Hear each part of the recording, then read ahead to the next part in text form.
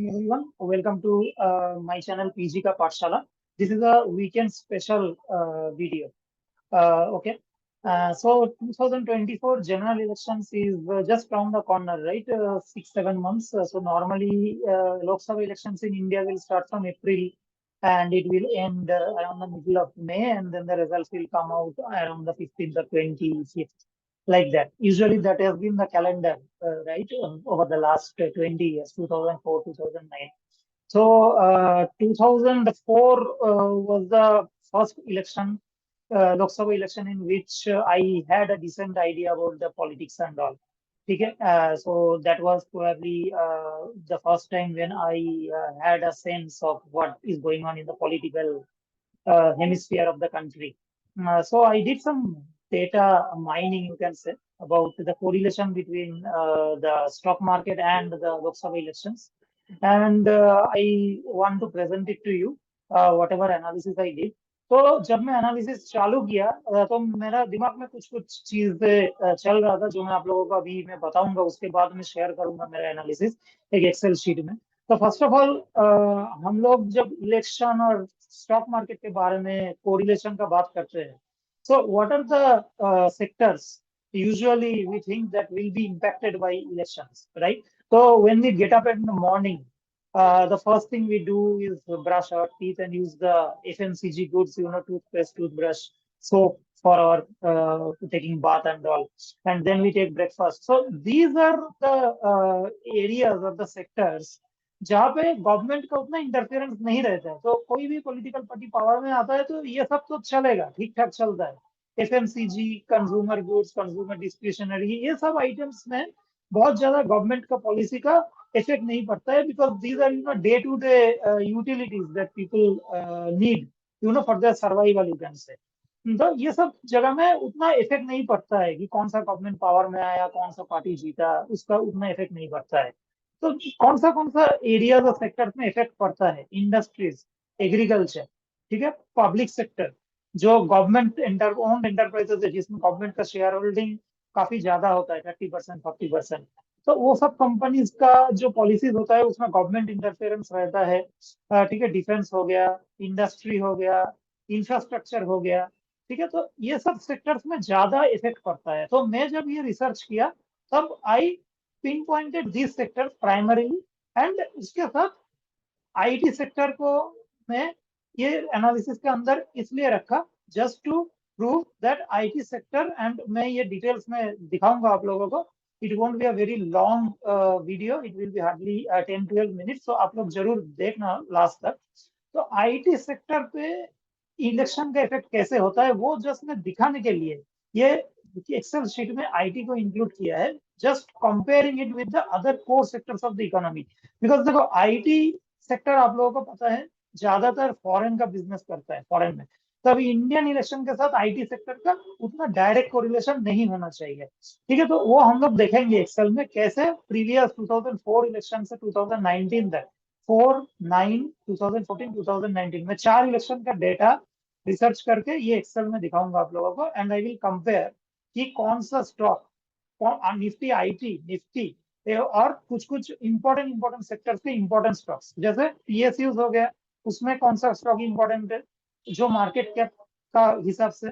ONGC, oil and natural gas corporation, बहुत important एक stock है पब्लिक सेक्टर में, क्योंकि वो ऑयल एंड गैस का है, इंडस्ट्रियल, ठीक है। जो ऑयल ड्रिलिंग व्रिलिंग होता है वो सब का पॉलिसीज काफी गवर्नमेंट के इंटरफेरेंस रहता है।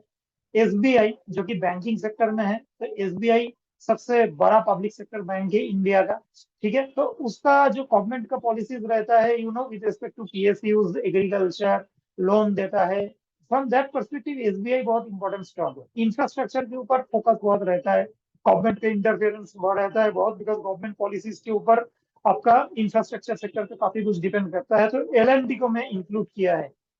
एग्रीकल्चर बहुत ही गवर्नमेंट, क्या बोलूं मैं, इंटरफेयर्ड, गवर्नमेंट का पॉलिसीज के ऊपर बहुत डिपेंडेंट सेक्टर है। तो एग्रीकल्चर में इंडिया में सबसे, निफ्टी के अंदर एग्रीकल्चर का सबसे बड़ा जो स्टॉक है वो है यूनाइटेड फॉस्फोरस लिमिटेड, यूपीएल, उसको मैं ये रिसर्च के अंदर इंक्लूड किया है। And Nifty and Nifty IT. So let me share my screen now and show you the analysis. Now this is very interesting, ठीक है, इसको अभी कैसे हम लोग इसको यूज करके, how can we use this analysis to take future decision.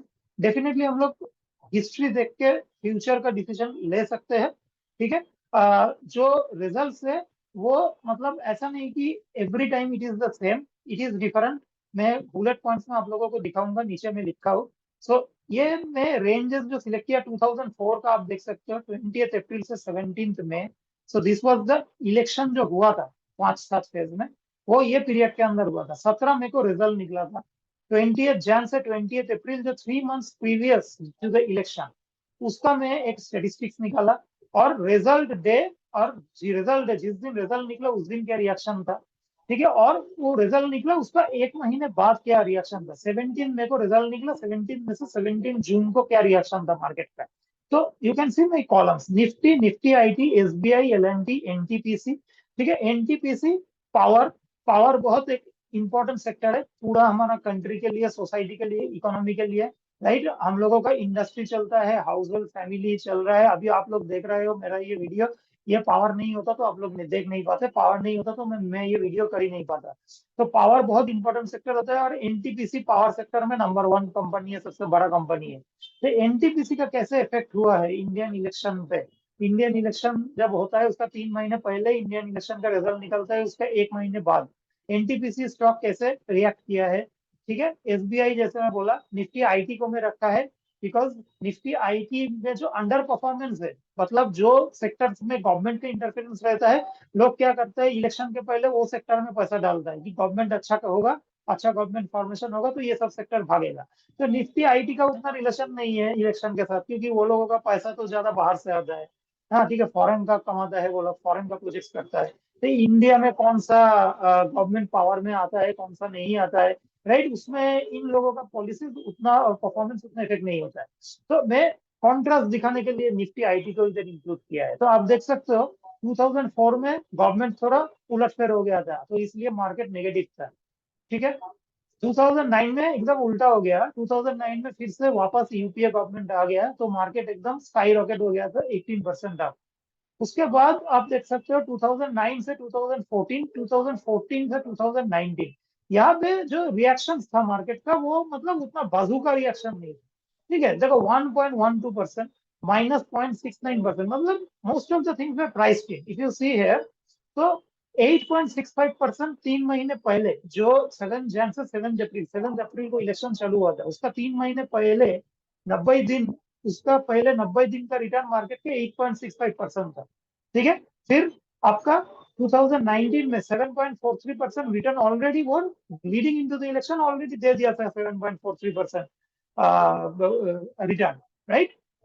तो ये आप देख सकते हो, मतलब कभी कभी क्या होता है कि मार्केट प्रीवियसली डिस्काउंट कर लेता है। 2009 में भी डिस्काउंट किया था 19.13%, जो इलेक्शन के पहले जो 90 दिन था उसमें रैली किया था।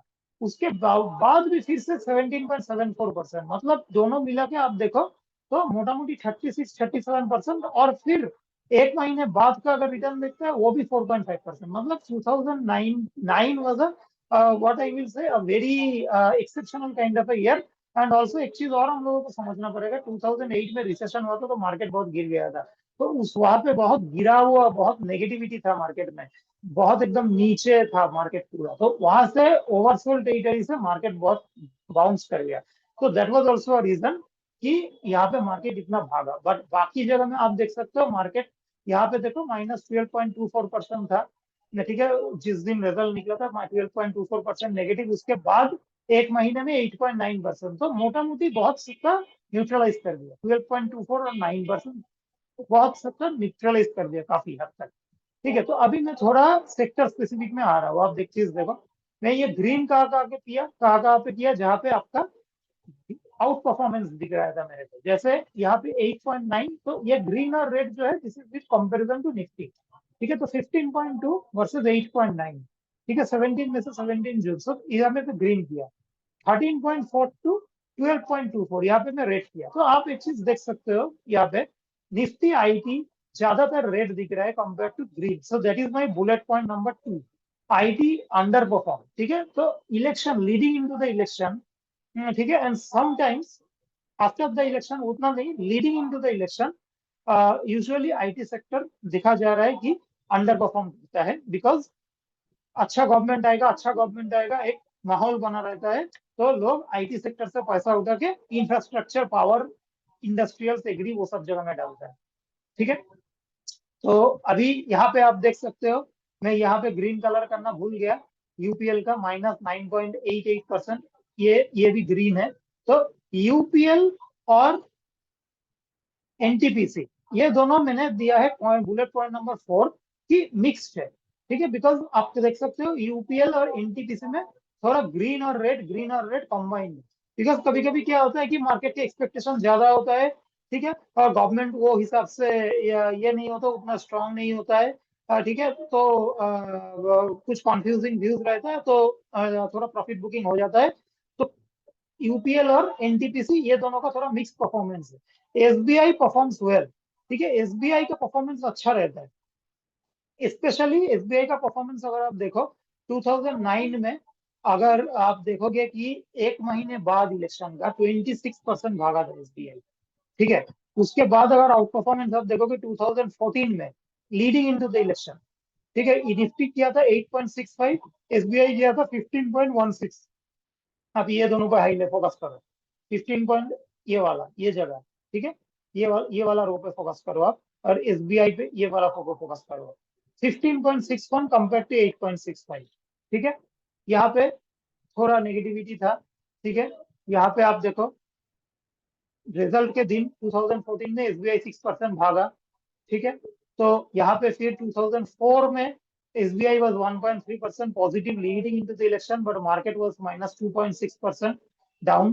ठीक है, एलएनटी सबसे इंपॉर्टेंट इंफ्रास्ट्रक्चर का नंबर 1 कंपनी इंडिया में, एलएनटी का परफॉर्मेंस आप देखो leading into the election and after the election, ये बहुत बहुत भागता है ये शेयर। ठीक है, बहुत बहुत भागता है, और ये तो ऑलरेडी, मतलब ये साल में ऑलरेडी 52 पर वीक हाई में चल रहा है, ये लाइफ टाइम हाई पे चल रहा है ये स्टॉक।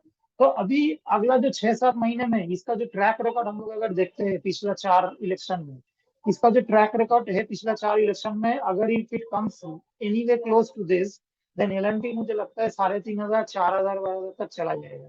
ठीक है, मतलब इतना इसका जो ट्रैक रिकॉर्ड है लीडिंग इनटू द इलेक्शन और आफ्टर द इलेक्शन।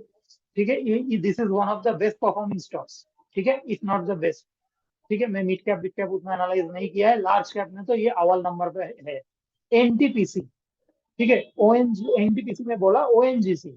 अच्छा, ओएनजीसी एक बहुत इंपॉर्टेंट स्टॉक है गवर्नमेंट सेक्टर का, ऑयल एंड गैस का, ये बोल सकते हो पब्लिक सेक्टर में ये सबसे बेहमौत है, सबसे जाइजेंटिक कंपनी है। ठीक है, तो रिलायंस हम लोग बोलते हैं कि ये कंपनी है आपका प्राइवेट प्राइवेट प्राइवेट सेक्टर में, रिलायंस है आपका सबसे बड़ा मार्केट कैप वाला कंपनी, राइट। ये ओएनजीसी वैसे ऑयल पब्लिक सेक्टर में, ऑयल एंड गैस सेक्टर में, पीएसई पब्लिक सेक्टर एंटरप्राइज, तो इसके ऊपर कोई कुछ बोल नहीं सकता है। तो इसका परफॉर्मेंस भी आप देखोगे बहुत ही तगड़ा रहता है going into the election and sometimes after the election also. 2009 में देखो आप 31, 38 कितना टोटल, 16, 38, 30, 69%। 2014 देखो आप कितना, 17, 28 कंपेयर टू 12। ठीक है, यहाँ पे भी देखो 2019 में जो leading into the election almost 2.4% out performance. ठीक है, तो मैं जहाँ जहाँ जहाँ पे मुझे बहुत ज्यादा आउट परफॉर्मेंस और अंडर परफॉर्मेंस देखा, वहां पे मैं रेट किया है। कभी कभी कुछ कुछ जगह में तो 1-2% का आउट परफॉर्मेंस है, वो मैं उतना हाईलाइट भी नहीं किया। ठीक है, तो वैसा करता तो शायद ओएनजीसी और भी ज्यादा ग्रीन दिखता आपको। ठीक है, तो this is my sort of conclusion that these are the specific stocks and sector. तो अभी देखो इसमें मैं एलएनटी क्यों लिया, निफ्टी इंफ्रा क्यों नहीं लिया? अभी निफ्टी इंफ्रा एक नया इंडेक्स है, आप लोगों को निफ्टी इंफ्रा का ना उतना स्टेटिस्टिक्स नहीं मिलेगा 2004 से। सिमिलरली यूपीएल देखो इकलौता स्टॉक है, निफ्टी एग्रीकल्चर बोल के कोई इंडेक्स नहीं है। ठीक है, एनटीपीसी देखो आप 2004 में वो लिस्टेड ही नहीं था। तो एनएससी का जो पावर इंडेक्स है वो भी नया एक इंडेक्स है।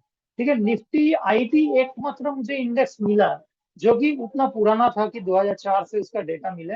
बाकी आपका निफ्टी बैंक बैंक का भी डेटा नहीं मिला, and also Nifty Bank why I didn't wanted to cover because Nifty Bank में HDFC bank, ICICI bank, Kotak आ जाता है, वो सब प्राइवेट बैंक है, उन लोगों को उतना इफेक्ट नहीं पड़ता है कौन सा गवर्नमेंट है पावर में, कौन सा नहीं है। SBI पे इफेक्ट पड़ता है क्योंकि इस पे गवर्नमेंट के इंटरफेरेंस है, राइट। यहाँ पे और कुछ स्टॉक मैंने ये नहीं किया, एक बोल सकते हो आप LIC, life insurance corporation. LIC तब लिस्टिंग ही नहीं था, ठीक है। LIC 2019 का इलेक्शन में भी लिस्टेड नहीं था, ठीक है। एंड LIC मोरलेस आपका SBI का जैसे इफेक्ट है, LIC का भी इफेक्ट भी वही है, वो भी फाइनेंशियल है, ये भी फाइनेंशियल है। तो मोटा मोटी आप अगर देखोगे ना, यहाँ पे मैं ज्यादातर जो सिक्लिकल सेक्टर्स और जो सेक्टर डिपेंडेंट है गवर्नमेंट का डिसीजंस के ऊपर, वो सब सेक्टर में मोरलेस कवर कर लिया है। PSU में मैं SBI, NTPC, ONGC 3 कंपनी को रखा है, 3 अलग अलग सेक्टर में, एक पावर, एक ऑयल एंड गैस, एक बैंकिंग। L&T प्राइवेट सेक्टर में से मैं इंफ्रास्ट्रक्चर के लिए, L&T की सब जगह में है, रोड बनाता है, रेल बनाता है, ब्रिज बनाता है, ठीक है, बाहर में काम करता है, तो सब कुछ दे आर एवरीवेयर। डिफेंस में भी है। UPL एग्रीकल्चर में बहुत इसका जबरदस्त बिजनेस है इसका, इंडिया में, ये बाहर में, राइट। और फिर मैं निफ्टी आईटी को इसलिए किया because I just wanted to show कि निफ्टी आईटी अंडर परफॉर्म करता है compare to this four sectors, ठीक है। पैसा निफ्टी आईटी से उठ के कभी कभी उधर चला जाएगा, ठीक है। तो अभी देखो, ये जो स्टेटिस्टिक्स है, इसको आप कैसे यूटिलाइज करोगे, ब्लाइंडली यूटिलाइज मत कर देना कि अभी L&T तो भागने वाला है, SBI भागने वाला है, तो आंख बंद करके पैसा लगा दो, ठीक है। तो ऐसा ये मत करना, थोड़ा रिसर्च भी करना, क्योंकि कभी कभी क्या हो सकता है कि L&T इतना ऑलरेडी भाग गया है, तो शायद निफ्टी से अंडर परफॉर्म कर दे ये वाला इलेक्शन में, ठीक है। अगर इलेक्शन का आउटकम ऑलमोस्ट एक्सपेक्टेड लाइंस पे होता है, तो शायद मार्केट में प्रॉफिट बुकिंग भी हो सकता है इलेक्शन के बाद, ठीक है। तो बहुत चीज देखना है, this is just for your statistical point of view. I will try to put this pin this excel within the comment section में, अगर गूगल ड्राइव का लिंक अगर शेयर कर पाता हूँ, नहीं तो आप लोग जरूर इसका एक स्क्रीनशॉट ले सकते हो, ठीक है। If you want definitely you can sort of take a screenshot.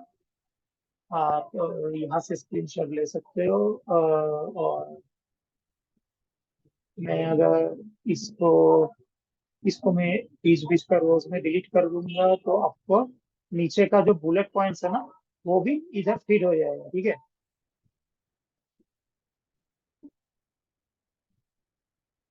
तो आप ये जगह में, आप I think you can take a screenshot of this, okay. And just a minute, let me delete this also, and let me delete this,